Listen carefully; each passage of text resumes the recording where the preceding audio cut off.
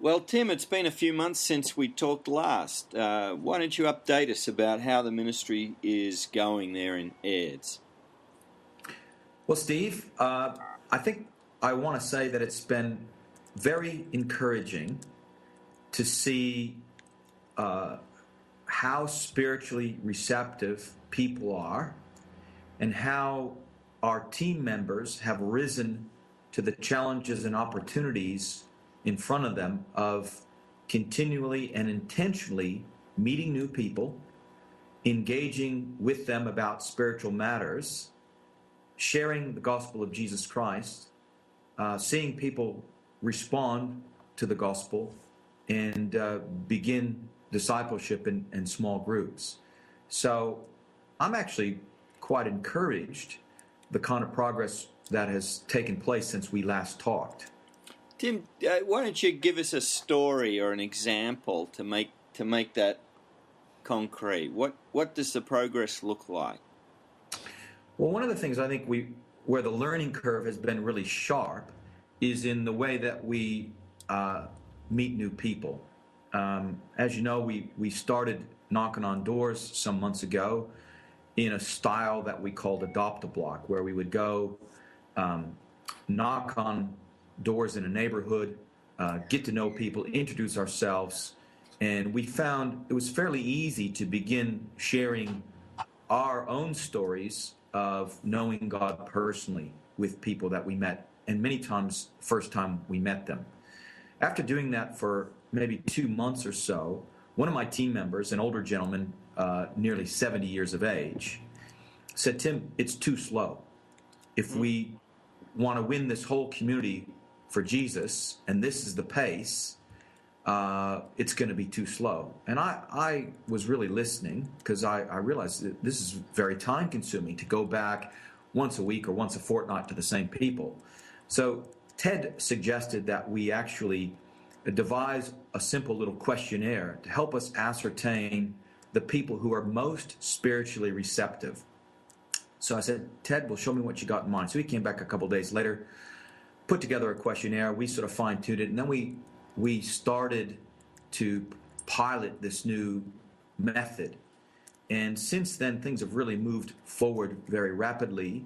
The learning curve has continued to be very sharp, and I think we've got a very simple but very effective method now for finding spiritually receptive people, covering a lot more streets and neighborhoods as a result, and finding ourselves sharing our story and his story, sharing the gospel with many more people coming to know Jesus, and more groups started. So give us an example of how that's worked out in an encounter with someone in the community. Okay. Well, what we typically do is go out in twos and knock on a door in a neighborhood, and we will introduce ourselves. And what I train our team is what I say, guys, you've got to jump the fence. In other words, when we go to knock on someone's door, it begins with prayer. So Jesus says in Luke 10, "Ask the Lord of the harvest," and then he sends them, "Go." So we ask and then we go. And then as we get to someone's home, we want to intentionally jump the fence. That is, we stop thinking about ourselves, what we're going to say, what they're going to think, what happens if they slam the door, and we start thinking about them. And I sort of, this hit me one day when I was reading Acts 17, where Paul, when he went to Athens, it says, as he walked around, he observed carefully their objects of worship. And so we simply make a conscious effort to observe this person's home, their garden, their lawn, their path, their veranda, their windows, the smells, the sights, the sounds, the pets, the jewelry. And so when we introduce ourselves, we fairly quickly typically find ourselves saying something about them, which communicates that we're not just interested in getting out our agenda, but we're actually interested in them. And that may sound very minor, but we actually see that helps people relax and drop defenses when they realize and they begin to feel, hey, this person might really be interested in me. So that's significant. And then we introduce ourselves. We tell them up front what we're on about. We're interested in the community, in the neighborhood. We're knocking on doors. We're starting small groups in the neighborhood. And we've got a few questions we'd like to ask them about spiritual things because we're really interested in the spiritual health of this community. So I say, can I ask you 5 questions? And I've yet to have someone say no. We have about less than 5% of people who say not interested right away before we've really said anything. But that's very, very few people, less than 5%. So then we ask 5 questions. And our fifth question is our key question, which is simply this. If you could know God personally, would you be interested? And we give them 4 options. Yes, no, unsure, or other. If you could know God personally, would you be interested? Now we're finding a minimum of 25% of people's doors that we knock on say yes to question 5. So what we typically follow up with is something like this. Well, let me tell you how I came to know God personally. And that's just a little bridging phrase. It makes it so simple to move from an introduction and asking people 5 questions. And then when someone says yes, we know that something's going on there spiritually. God's got there before we did. And so then we just tell them how we came to know God personally briefly. And typically that becomes a dialogue because they want to tell us about themselves. And so we're getting to know this person about what they think about God, their experiences, very valuable information about them that they're offering. And when we've finished with that, we then would typically say, well, I'd like to tell you from the New Testament how you can know God personally. Is now a good time, or would it be best to come back later to make a time that's more convenient with you? And again, many people will either say, well, yeah, I got time now. Do you want to come in? Or we'll stand there on the front veranda and speak with them. Or they'll suggest, well, what about tomorrow? Or what about next week? Or, I've got to go now. And it's as simple as that. And so through that kind of simple strategy, we're sharing our story and his story, the gospel of Jesus, from the New Testament with a lot of people. Tim, give us, and we'll put the 5 questions you ask somewhere on the website with this, and link it to the podcast. But just can you think of a memorable encounter with someone where they've that sort of describes how you connect and how their response has gone? Can you give us an example of someone? Yeah, sure. One of the guys that I met a few weeks ago, I went to the house and knocked on the door. He came to the door and he came out and he basically said he wasn't really interested in this kind of stuff. And so I was tempted to say, well, hey, have a nice day. We'll see you later. But then I looked and I noticed he had a cross around his neck. And so I said, oh, I see you wearing a cross. And he just sort of began to relax. And within a few minutes, he was telling us about his mother, who was dying of cancer and in hospital. And so his wife joined the conversation and his daughter. And we talked for about 15 minutes about some fairly significant stuff. And he told us about other difficulties he was having, and he was struggling with some things in life. I asked if I could pray with him. And so we prayed, and he was visibly moved. He had a bit of a tear coming down his eyes. And so I said, do you mind if we come back again? He said, no, that'd be great. So I went back a couple weeks later. This is a guy who initially didn't want to talk. Yeah, he didn't want to talk. And so this was, for me, a good example of jumping the fence, just noticing something about him, being a little bit patient, not drawing conclusions too quickly, and just trying to listen and attend to this person. And you prayed for him on and his mum on the spot, not just, oh, hey, I'll pray for you when I go home. It was right there and then. No, that's right. Yeah. And so, and he was very receptive to that. So I thought, well, this is interesting. So I went back a couple of weeks later, and when I looked at the sheet I had with his details, and I realized I never asked him the 5 questions in the first encounter. We didn't get there. So I said, how you doing? And in the interim, his mom had died. And so we stood and we talked for quite some time, and then I thought, well, I need a way to get this conversation back on a spiritual footing. So I said, when I came, I meant to ask you these 5 questions, but I realized I never did. Would it be okay if I ask you these now? And he said, yeah, sure.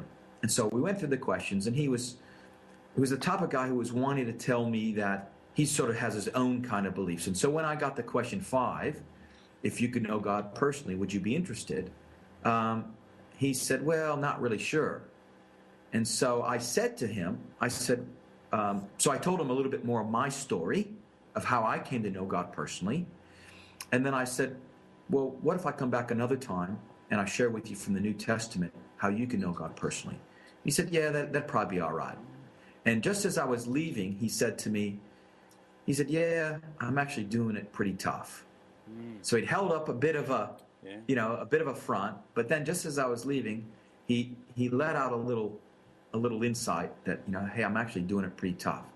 Now, I saw him this week and had a little hello to him from a distance, but I actually haven't got back to this guy's house to share the gospel with him. So yeah, that's just an example of the kind of things that happen. There was another a neighbor of his. There was. Do you want me to tell you another story? Yes, we do. This is an interesting one, and so sometimes it happens exactly as we want, and sometimes it's a little bit different. And this one was a young girl with 2 small children, and I asked her the questions, and she was a bit unsure of whether she wanted to know God personally, but she was very warm and friendly, so I made a little note. And 2 weeks later, I came back and I knocked on the door. I had a different person with me, and she opened the door, she smiled at us, and immediately said, well, come on in.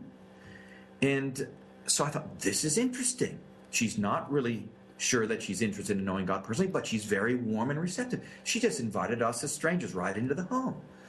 So I asked her a question somewhere along the line of, tell me, what kind of dreams and hopes for the future do you have? And she said, I'm not really sure about the future, but I really am afraid that because of karma, my daughters will do the things I did when I was a teenager. And I thought, that is very interesting. And so I began to talk to her. I began to share my story with her of growing up in a fairly dysfunctional family, and how, because of Christ coming into my life, I've been able to start, in a sense, a whole new generation. And my kids that are now grown and they love the Lord and they're doing well because God made a difference in my life. And I said, you can start a whole new generation. So as she told more of her story, I found out that what she wasn't interested in the experiences of church that she'd had, one that was very traditional and one that was very contemporary, and both sort of freaked her out. But she was very interested in how she could have a different life and how she could have a different life for her daughters. And she began to tell me that her husband had been a Christian, but because she didn't want to go to church, he had sort of backslid. So she said, come and meet my husband. So I came in back a few days later, met her husband. We had a really good chat. He said, yeah, I'm backslid. And I said, I'd love to have the opportunity to sit down with both of you to be able to share the simple message of Jesus. Would you guys be interested? I said, I'll tell you what, I'll just leave that question with you. What we could do is I could come over a period of weeks and just share with you the gospel of Jesus Christ. It would help you, and I mentioned him by name, help you get back on track with Jesus, and it would help you, the female partner, to get the information so you could decide for yourself about following Jesus. So I said, okay, that's good. So I went back this week to see them, and they said, well, yeah, we've thought about it. We've talked about it. We do want to do that. And I said, well, what would be a good time? So as we're thinking about an appropriate time and finding it a little bit difficult because schedule's not pretty running little groups, he says, Tim, you told me there's a group running across the road at someone's house. We've sort of talked and we realized we don't know many neighbors, new people. Would it be possible if we came to the group across the street? And I thought, oh, yes, Lord, how good is that? So I said, great, I'll talk to the person who leads the group across the road. We'll come over and meet next Tuesday. We'd be more welcome you guys into that group. So yeah, that's just another story of So Tim, how many sharing with people. roughly how many people have you or households have you and your team visited?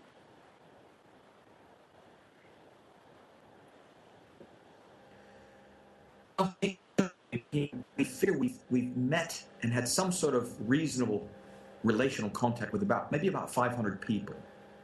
And the more people we meet, the easier it is to meet more people, and the more people that become believers, you know, the more people we're introduced to. And last week, last week I led a group, and I got there, and 2 new people were there that had been invited by the group hosts out in one of the neighborhoods. So we're meeting people that way. So 500 people that you've had. So, and then there's just 95% of people that you get to talk to want to talk more and hear a bit of your story, hear a bit of how can we have a relationship with God. Is that right? Well, yeah, 95% of people are willing to answer some questions, Okay. the ones we meet for. And out of those, we're finding at least 25% respond yes to that question 5. They say they'd like to know God personally. Now, in some streets where our team have worked, they found it to be significantly higher than 25% and closer to 50. But to be conservative, I think I'd want to say we're finding 25% of people say yes to question 5. And so 95% of people say, hey, we'd like to talk a bit and answer the questions that you've got. You get to that 5th question about if you could know God personally, would you be interested? And 25% conservatively say, yeah, we'd like to learn more. We're interested to talk, to hear your story and hear the basics of how they can know God personally. So now this is in an area that traditionally people would have seen this as a resistant, hard area. I'd imagine there are no mega churches down in Airds. The churches there would be struggling. So in this sort of what we thought was a resistant area, you're finding quite a large number of people want to find out more about knowing God. Yeah, exactly. And I think the key for us has been our approach is very relational. So we're very interested in people, getting to know them, to hear their stories, to find out where they're coming from. And also, we're very upfront about what our agenda is. We want people to be able to hear the gospel of Jesus Christ, to understand it, and have a chance to respond to it. We want that for every person in the community because we believe that's what God wants. And so we tell people that up front. So and again, why up front, Tim? I mean, we often hear, well, we need to earn the right to speak. I mean, you are demonstrating Christ's love. Just the way you described the interaction with that man whose mother had passed away. But we're sort of, these days, we're sort of saying, well, that up front stuff is going to offend people, put them off. We really need to earn the right. We need to take a long time before we start inquiring about their beliefs and telling them about Jesus. So why are you so upfront? Well, for a few reasons. One is we're specifically looking for the most spiritually receptive people. We're not concerning ourselves right now with investing a lot of time in people that aren't really open. And what we found is the longer you know someone and don't tell them about Jesus, the harder it gets to bring up Jesus later in the relationship. So there was an initial fear about being so upfront about our faith and about our desire and goal to tell people about Jesus. But once we overcome that initial fear, we've seen this is so easy because God has been there before us, and we're finding so many people's hearts and lives have been prepared to hear the good news by the work of the Spirit. So in this community, there's a lot of people who really, I think, want good news. They want hope. They want to know how they can be forgiven. I had a woman last Thursday. I went to do a group at their house, and I said they've been reading through the Gospel of Mark, this little group, and I said, now, are there any questions of what you've read? And this woman says, well, I have a question. And I said, what's that? And she says, well, how do you get started with this? I mean, how do you get started with Jesus? And I thought, this is phenomenal. I've been sharing the gospel with her, and she's now anxious and really wanting to know, well, how do I get going with Jesus? And so I shared the part of my story, which explains how I actually made a start. And then she said something. She said, I get up in the morning, and it's same old, same old. Then the following day I get up, and it's same old, same old. And the following day I get up, and it's same old, same old. And she says to me, she says, there's got to be more. And so I said, well, hey, maybe today in our group, because there's a couple new people here today have come, and because of what you're asking, maybe we should just succinctly look at what is the good news of Jesus Christ and how does a person get started. So I set aside the lesson we were going to do on the resurrection, and I just went through the gospel with using the New Testament, using the share Jesus without fear model or method of evangelism, but with the group. And so we turned to a scripture, Romans 3:23. I asked someone to read that aloud, then said, now what's that say to you? So we worked through a series of scriptures explaining the problem that every person has, which is sin, and its result, the solution which God has provided, Jesus' death on the cross and resurrection, the response that's required, faith and repentance, confessing with our mouth and believing in our heart, and the result being eternal life, peace with God, forgiveness. And then I said to them, I asked them 5 questions, which I typically do when I share the gospel, and went through with the group, got a response from every person in the group. And the 5th question is, are you ready to invite Jesus Christ in your heart and life? And 3 people, including that woman, said yes, they were. And then they prayed and asked Christ to come into their life and turn away from their sins. And it was just as simple as that. And so I'm thinking, here's a lady who I met through door knocking. They were willing to host a group and invite their neighbors and friends to come to that group and other family members.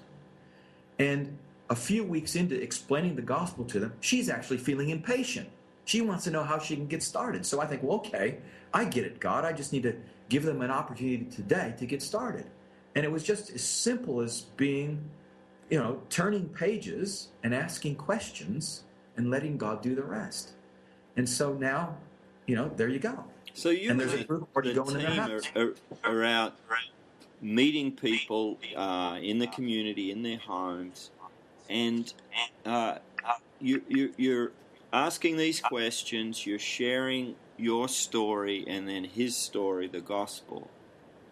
And then it's sounding like from what you've just said that some of the people who respond positively, you form a group around them that they themselves host. You don't sort of take them down to the local church or to your place. You actually meet in their home, and they invite friends and neighbours and others to come and be a part of the group. And what do you do in the group? Well, in the groups, what we've done is something very simple that many people will be familiar with. We've been using a simple evangelism tool called Christianity Explained. So it's a 6-session, very basic, 3-decade-old process evangelism course. And I use that because it's pretty simple. I like that it's based on Mark's gospel.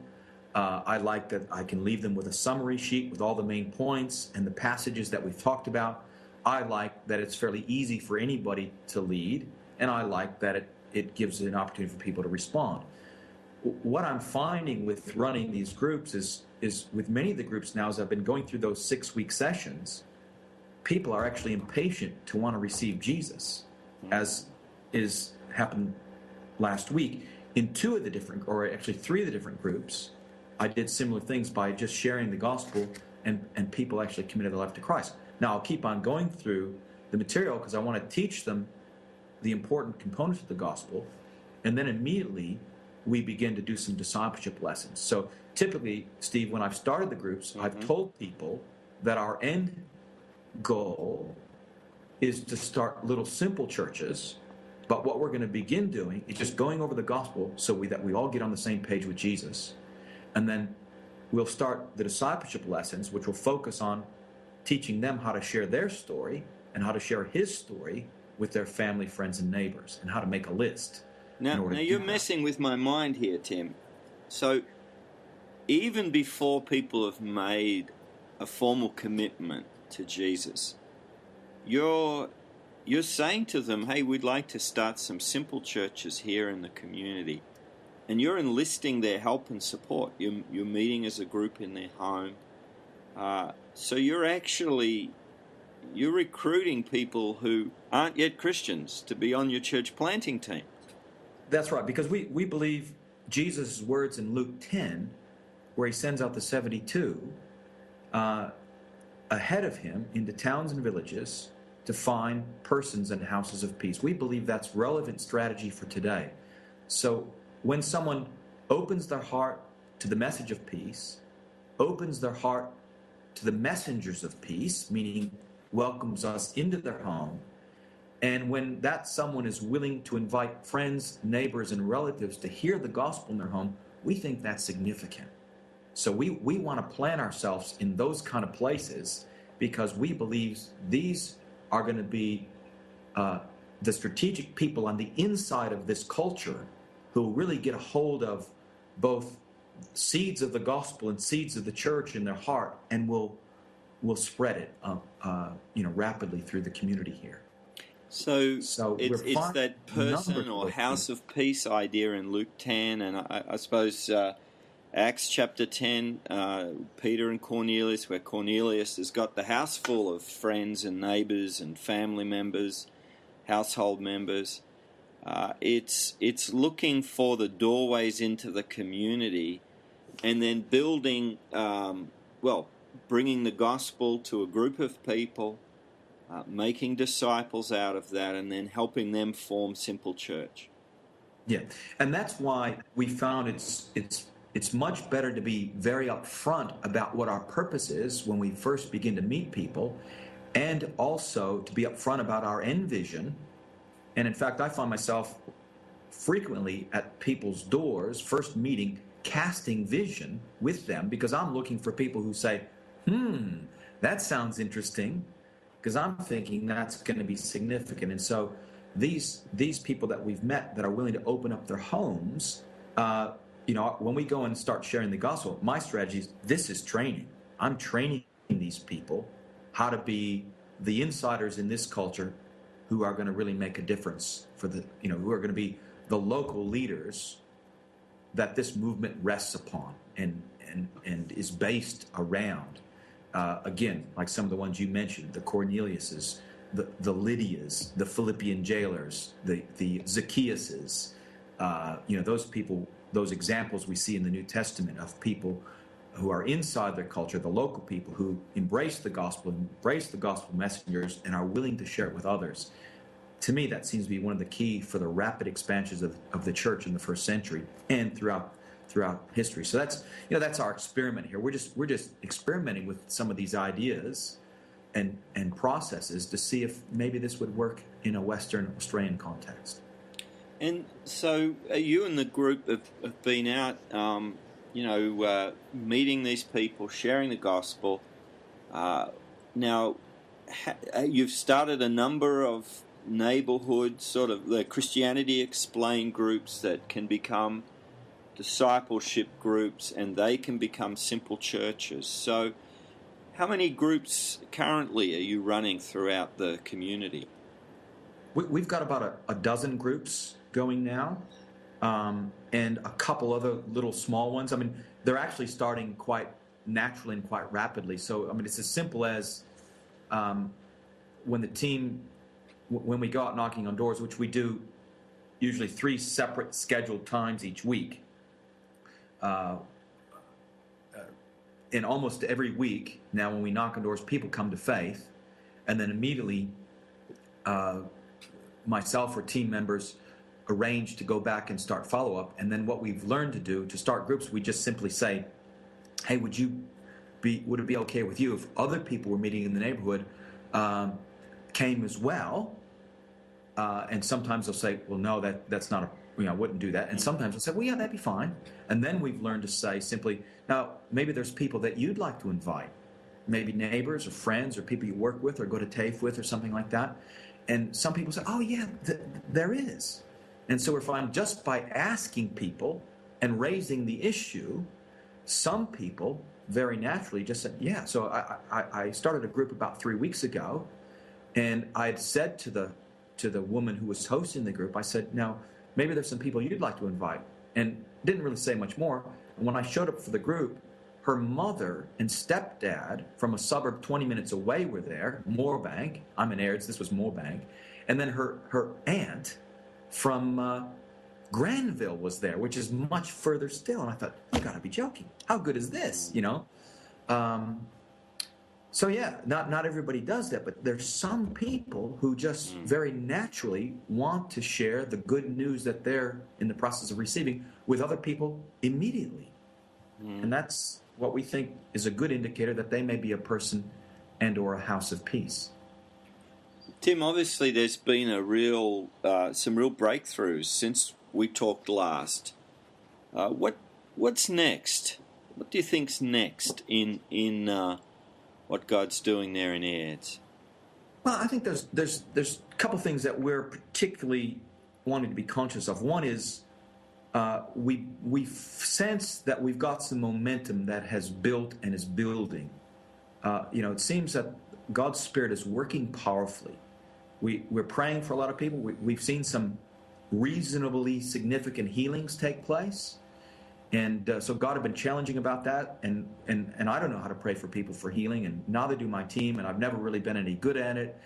And we just sort of felt that the only way we're going to get good at it and give God a chance to work is just pray for as many people as we can. So we just made a decision consciously, just wherever we find someone sick or whatever, can we pray for you? And so we've seen some significant things happen in terms of healing.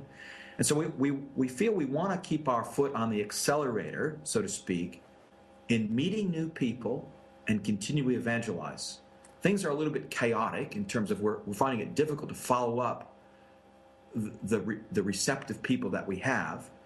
But I think in some senses that's a good thing, because what that reminds us that we desperately need to pray and work wisely with God to raise up local leaders. And so that's the first thing really, is continue to press into new neighborhoods, meet new people, share the gospel with Jesus, win people, and begin discipling people and start groups.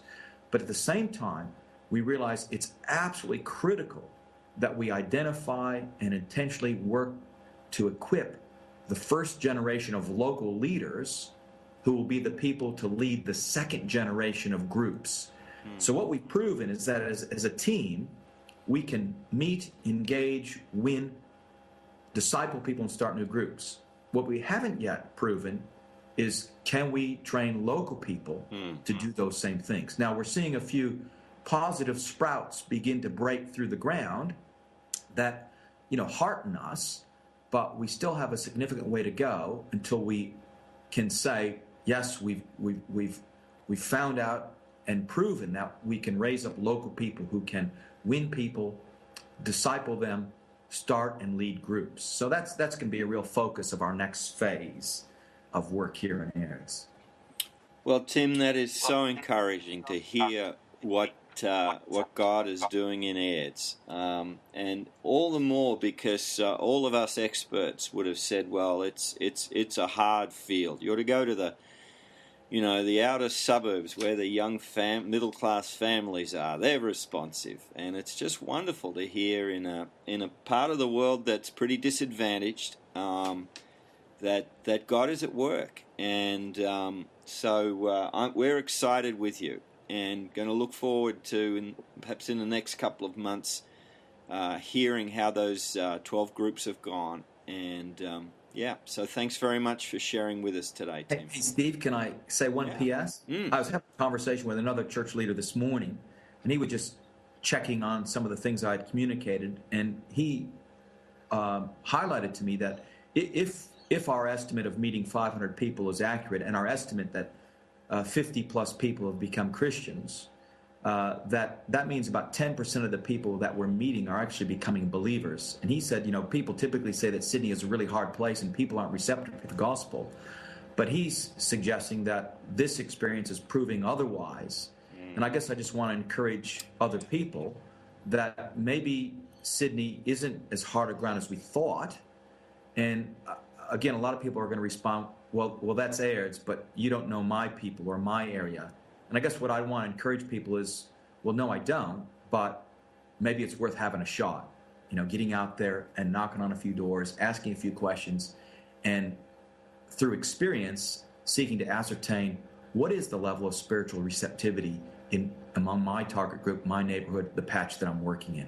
And I think we might be pleasantly surprised that God really is at work in his world, and his Spirit is moving people's hearts to be receptive to Jesus.